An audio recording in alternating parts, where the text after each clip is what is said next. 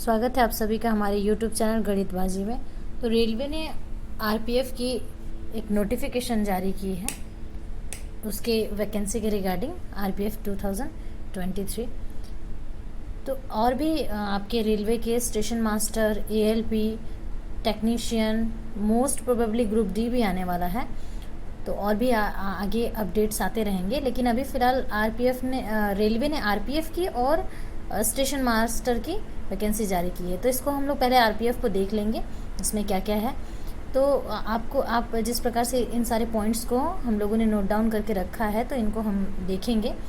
तो आरपीएफ में जो पहले वैकेंसी करवाती थी वो रेलवे ही पूरी करवाती थी, अभी भी वही करवाएगी, बस थोड़ी सी चेंजेस की गई है। तो नंबर ऑफ़ वैकेंसी हम देख लेंगे। तो 2018 में ये नंबर ऑफ़ वैकेंसीज़ जो थी वो लगभग 9000 कुछ वैकेंसी थी। तो इस बार जो 2023 में जो वैकेंसी आई है वो अप्रॉक्सीमेटली 10,000 रहने वाली है, यानी 10,000 वैकेंसीज रहने वाली। इसमें मेल और फीमेल दोनों कैंडिडेट अप्लाई कर सकेंगे।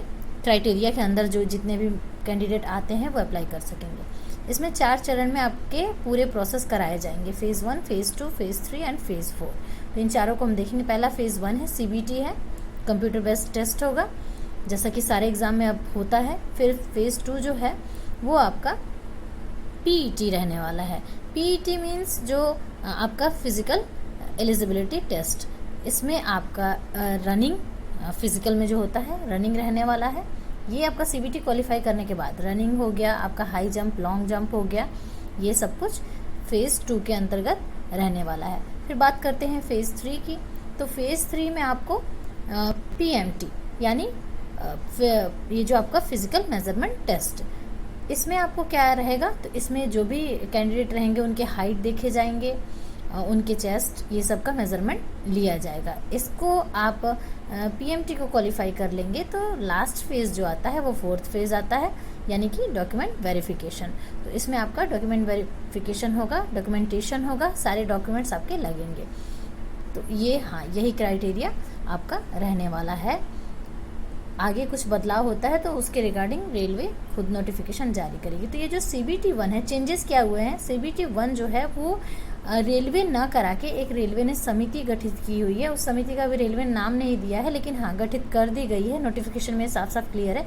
तो CBT 1 जैसे TCS कराता है रेलवे का, जैसे SSC का TCS कराता है, वैसे ही ये समिति फेज़ 1 का ये जो CBT है वो कराने वाली है।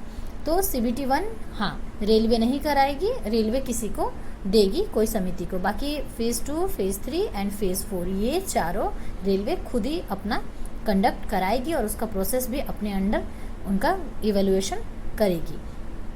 तो ये क्राइटेरिया, ये बदलाव इतने किए गए हैं। अब ये पैटर्न से पहले हम लोग ये देख लेते हैं, पीएमटी का देख लेते हैं कि क्या क्या आपका रहने वाला है। तो कांस्टेबल मेल के लिए आपको 1600 मीटर की दौड़ रहने वाली है, यानी 1600 मीटर की दौड़ रहेगी, 5 मिनट 45 सेकंड, यानी 5 मिनट 45 सेकंड में रहेगी। लॉन्ग जंप 14 फीट का रहने वाला है, हाई जंप 4 फीट का रहने वाला है, ये मेल के लिए। फीमेल के लिए 800 मीटर की दौड़ रहेगी 3 मिनट 40 सेकंड में।